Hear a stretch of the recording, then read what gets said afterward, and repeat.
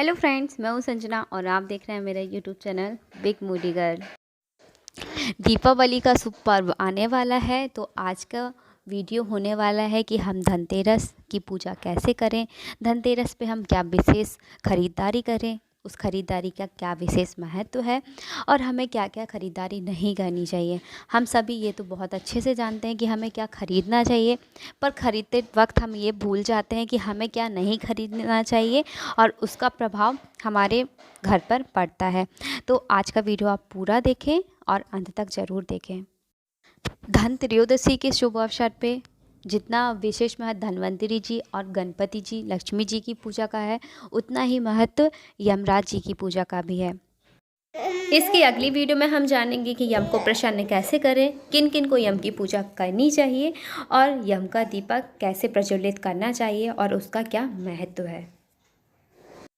आज की वीडियो में हम जानेंगे कि धनतेरस की पूजा और किन सामग्रियों द्वारा हम धनतेरस में जो हमें प्राप्त होने वाला है शुभ फल, उसको 13 गुना वृद्धि कैसे करें।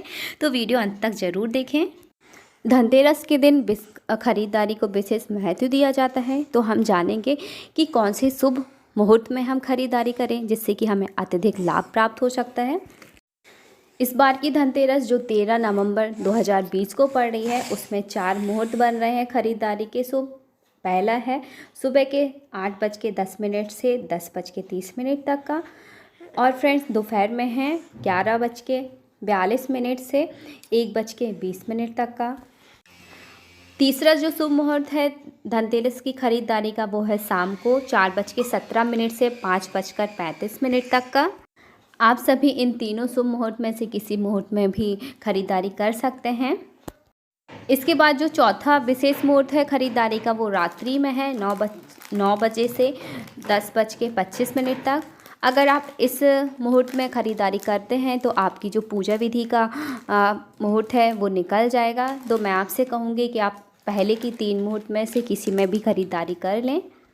आगे की वीडियो में मैं आपको बताऊँगी कि धनतेरस की पूजा के लिए जो शुभ मुहूर्त हैं वो क्या क्या हैं।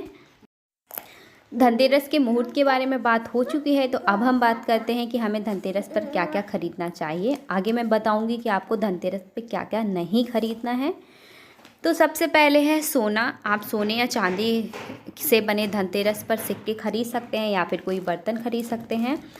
अच्छा होगा कि अगर सिक्के पे माता लक्ष्मी और गणपति जी की मूर्ति का चित्र बना हुआ है। तो धनत्रयोदशी के दिन जो भी आप सामग्री खरीदते हैं, जो भी आप धातु खरीदते हैं, सोने चांदी, अपने सामर्थ्य के अनुसार जो भी आप वस्तु खरीदते हैं, आपको उन सामग्री को पूजा विधि में शामिल करना है और पूजा विधि में शामिल करने के बाद वो सामान आपको अपनी तिजोरी में रख लेना है, जिससे आपके धन वैभव के लिए फलदायी होगा।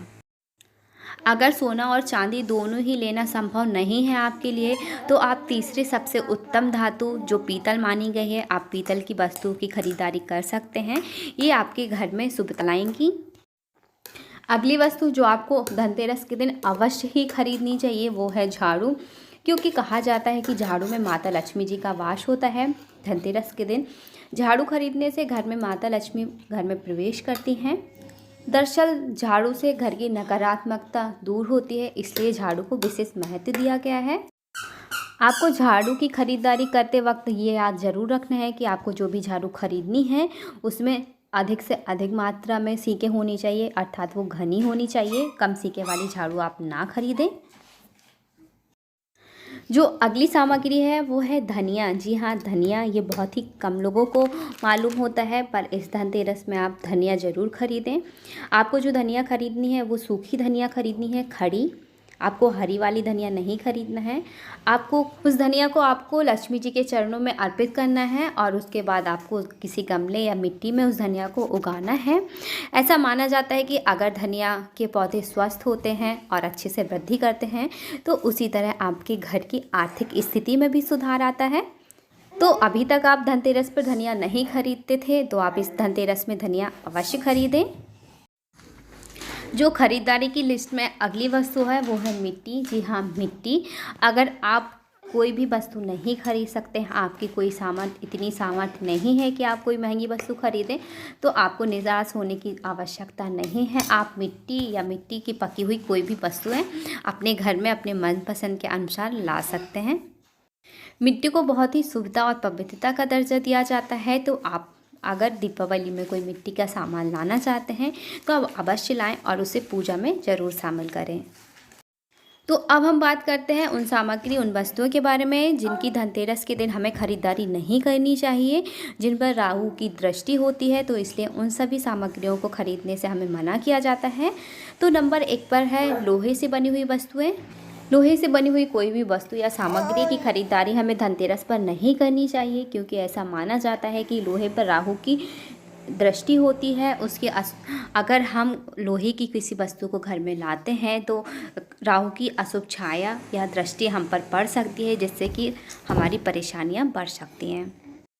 लोहे के समान कांच की वस्तुओं की खरीदारी, कोई दर्पण हुआ, कोई पारदर्शी वस्तु, उनकी खरीदारी भी हमें धनतेरस पर करने से मना किया जाता है, क्योंकि कांच से बनी हुई वस्तुओं का सीधा संबंध राहु से जोड़ा जाता है। इसलिए हमें कांच से बनी हुई कोई भी वस्तुओं का खरीदारी धनतेरस पर नहीं करनी चाहिए। अगली जो वस्तु है वो है स्टील, जिसकी खरीदारी हमें नहीं करनी चाहिए। हम धनतेरस पर जाते हैं और चमचमाते हुए बर्तन खरीदने के लिए आकर्षित हो जाते हैं, पर मैं आपको बता दूं कि स्टील, उसका भी संबंध लोहे से जोड़ा जाता है और लोहे का संबंध राहु से। तो हमें ऐसी कोई भी वस्तु धनतेरस के दिन नहीं खरीदनी चाहिए जिससे राहु की दृष्टि हम पर पड़े। तो हमें स्टील से बने हुए वस्तुएं नहीं खरीदनी चाहिए। अगर आप खरीदना चाहते तो आप कॉपर या फिर ब्रॉन्ज से बनी हुई वस्तुएं, सामग्री, बर्तन खरीद सकते हैं।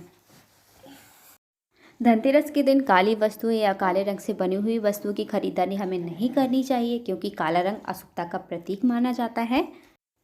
धनतेरस के दिन कोई भी धारदार वस्तु या फिर नुकीली वस्तु जैसे चाकू, कैंची की खरीदारी नहीं करनी चाहिए।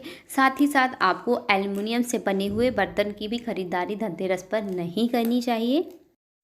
खरीदारी के पश्चात हमें जान लेना चाहिए कि जो पूजा का समय है धनतेरस का, उसका शुभ मुहूर्त क्या है। इस बार की जो धनतेरस प्रारंभ हो रही है वो हो रही है 12 नवंबर की रात्रि से 13 नवंबर की संध्या काल तक। सूर्य सिद्धांत के अनुसार 12 नवंबर को धनतेरस कोई मनाएगा, पर तिथि के अनुसार हमारे यहाँ प्रचलन है, तो वो तिथि के अनुसार 13 नवंबर को धनतेरस पड़ रही है। तो हम जान लेते हैं कि 13 नवंबर के दिन कौन सा शुभ मुहूर्त है जिस पर हमें पूजा करनी चाहिए।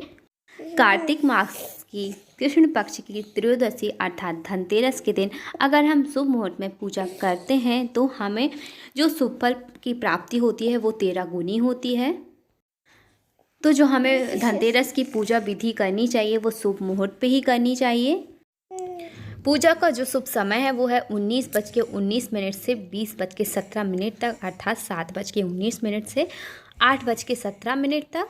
जो शुभ मुहूर्त है वो है 58 मिनट का।